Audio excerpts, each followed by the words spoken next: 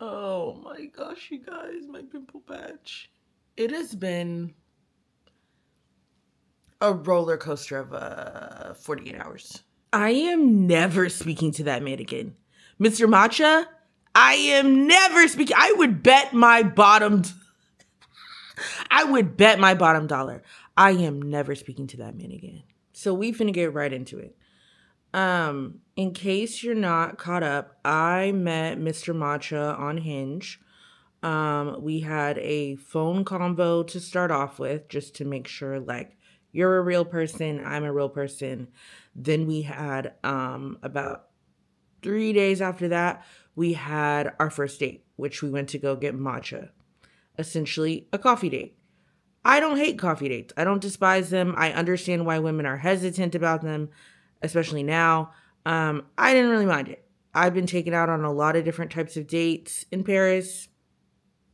This was fine. We go get matcha. Pretty good convo. Lots of questions. I'm later just chalked it up to like, this guy is an engineer. So he's like deeply serious, asks a lot of questions. Sometimes they came off like almost like he was interrogating me, but I later realized like that's just his like style. He actually loves to laugh, loves to joke. He just has to get like more comfortable. Anyway, that was date number 1, like IRL. Once we finish that date, the matcha date, we're walking to his train station. We're laughing, we're talking. He's basically like, I had a really great time. I really like you. I really see this going somewhere. When can I see you again? That's when he immediately starts planning the next date. He's like, can I see you tomorrow? And I'm like, wow, okay, this is fast, but he's intentional. Love that. So we plan a date for the very next day. I had mentioned that I liked Italian food. He picked an Italian food place in like the 3rd. It was really, really good. We go the next day, right? And I'm like, wow, this is great. Like, I love this. He's been intentional for every date we have. He plans a new one. The second date, like the real date, is where everything went wrong. Literally everything. So, but I chalked it up to this guy is going through a tough time. His phone got stolen. Well, he lost it and then somebody picked it up and stole it, took it 2 hours away, and has probably now sold it on the black market or whatever the hell. So a lot of things I chalked it up to this man doesn't have a phone. So let's really get into it now. So one thing that I didn't like that happened on the second date is you knew after your phone got stolen after our first date that you were going to be coming to our date without any money because you had to cancel all of your cards because your phone got stolen. If that is the case, if I'm taking a girl out on a date and I need her to pay, I would ask her that ahead of time. I would text her ahead of time and say, look, we're, going out on a date later today. My cards were stolen. Are you okay with covering us? Totally understand. If not, why don't we, push to next week when I do have my cards? You know what I mean? Like, I feel like that's a normal thing to say to a woman in a situation like that. And she can decide if she wants to opt into that situation and that experience. You know what I mean? Instead, he waits till we get on the date. I sit down and he's like, would you mind paying for us? I'm still waiting for my cards to come. I'm trying to be understanding. I'm trying to be nice. I'm like, listen, if I lost my phone and having now just dropped my phone and shattered it, I understand how earth shattering that can be. I get it, but it's like, you should have told me that ahead of time instead of waiting till we were on the date and I get there to ask me to pay for the food, right? Anyways, I brush it off. I'm like, sure, no problem, I'll pay. He's like, he's like, just let me know like your PayPal email or whatever that may be, once we get home, and I can get you paid through from like bank to bank since I don't have cards. I said, great, no problem. I'm not thinking anything of it. This man is a software engineer, like he's doing well for himself, blah, blah, blah, blah, blah, blah, blah, right? So at that point, it's a few days before Christmas, right? The date goes fine. We kiss at the end of it. Cutesy, cutesy, cutesy. He ends up going out of town to Belgium to see his family for Christmas. So he's traveling. This is what everybody's doing during this period of time. So I don't really think much of it. So a few days go by and it's maybe like 5 days later. And I'm like, wait, this guy still hasn't paid me. And we're talking every single day. We're talking on the phone. We're going back and forth. I'm like, oh, that's weird. Like, it's like we went out on the date on the 22nd. It's been the 22nd, 23rd, 24th, 25th, 26th. So it's the day after Christmas. And I'm like, that's weird. Like that he hasn't been like, hey, what's your PayPal so that I can pay you? So I just respond to him. I just, early in the morning yesterday, I let him know, I'm like, hey, my PayPal phone number is this. Let me know if you have any trouble paying me. He goes, how much is it? I'm like, oh, the total was 70 euros for the both of us, which I feel like for a real sit down date, that's not bad. 70 euros for 2 people. I ordered the truffle pasta and I got a mocktail and that was it. You know what I mean? Like nothing insane. So he's like, how much is it? I'm like, 70 euros. He's like, okay. Then he responds and he's like, my PayPal ain't working. First of all, your PayPal ain't working. This is a Frenchman. So like, why are you talking like that? My PayPal ain't working. I said, oh. And that's when like the hair started to raise on my my arms. I was like, something's off here. Something's very off. So I'm like, okay. He's like, do you have a French bank? First of all, we talked about this on the date. You know I don't have a French bank. You know I'm visiting here. You know I don't have a French bank. But I was sitting with one of my really good friends at lunch and I was like, look at this. She's like, oh girl, just give him my bank information. She lives there, has a French bank, right? She's like, give him my bank information. He can send the money there. I'm like, okay, cool. So she sends me the link for her bank. I send it to him. I'm like, hey, is it cool then if I just give you my friend's bank information and you can send it there? He said, okay, cool. I'm like, great. Then he responds, he says, I'm sending 40 euros to that bank account. I'm like, wait, what? The total was 70 euros. And you're only sending me 40?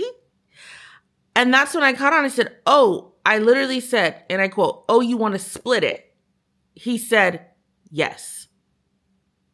And that's when all 3 of us were sitting at the table. We all looked at the word yes, and we were like, oh, okay. Oh, okay, he's broke or he's cheap. Probably both. So that's when I was like, oh, shit. It happened again. I fell for yet another broke man. It's my MO. It's clearly my MO. So I'm like, oh, you want to split it? He says, yes. I go, all right, there's the bank information. Send it my way. An hour later, he sends it, the 40 euros. We confirm it's in her account. And I'm livid. I am livid. I'm like, wow, this is so crazy. You invite me on a date. You pick the place. You wait until I get there, then ask me to pay, right? You ask me to pay. I pay. Keep in mind, the total was actually 77 euros, but I know that tipping is more of an American thing, so I didn't even include the additional 7 euros. I'm like, no biggie. I wanted to include that because I really liked the service. Child. So I didn't even give him the full amount. Can't even afford a 70 euro lunch, right? So I'm like, I'm livid. I'm fuming. We're about to go off on this man. We're drafting responses. We're like, oh yeah, we have a bone to pick with this guy. And then after that, after you go scorched earth, never speak to him again. That was the plan, right? So he sends the confirmation. He's like, I sent the 40 euros. And then he responded after that. And this is the only reason why I didn't go the fuck off on him. Okay. Is he responds after that and he's like, I'm so sorry about splitting the bill. I have to buy a new iPhone and I'm trying to find my own apartment by myself this month. And at first, like, my first inclination was like, oh, wow, like, I really appreciate him for opening up and, like, saying that. Like, actually, genuinely, like, I do feel like that's good communication. It's just good communication too late. You knew when you planned this date that you had to get a new apartment without a roommate, and you knew you were going to have to buy a new iPhone. You had a realistic picture of your finances before you picked this date. So you coming back to say like, oh, I actually want to split it? Fuck that, okay? Like, actually, no. Literally, I've started to feel bad, and then I was like, oh, actually, no.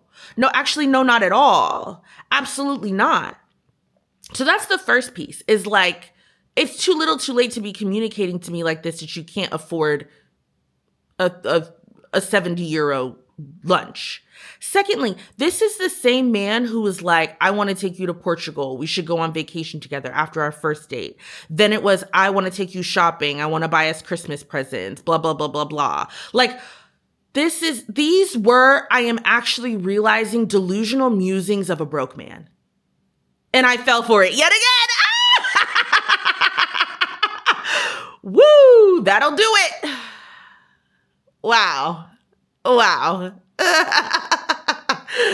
My bad. My bad. That is crazy. So this is a man for the last 2 weeks that has literally been like, I don't even know, like, lying? I guess lying.